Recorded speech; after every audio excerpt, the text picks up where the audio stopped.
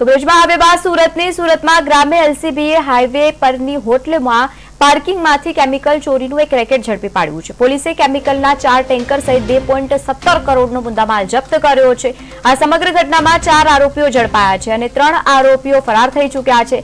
સમગ્ર કૌભાંડમાં અન્ય વેપારીઓને સસ્તા ભાવે કેમિકલ વેચી દેવામાં આવતું હોવાની વાત સામે આવી। હોટલના પાર્કિંગમાં ટેન્કરમાંથી કેમિકલની ચોરી થતી હોવાની બાતમી પોલીસને મળી હતી અને તેના જ આધારે પોલીસે ગુનો નોંધી વધુ કાર્યવાહી હાથ ધરી।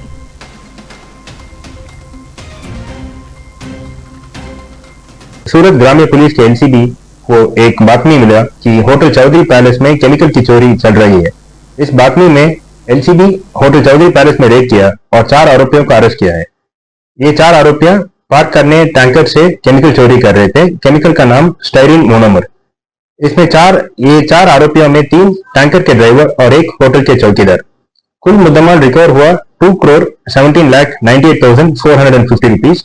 इसमें केमिकल का मुद्दामाल 315 लीटर स्टाइरिन मोनोमर जिसका कीमत 15,750 रुपीज। अभी सूरत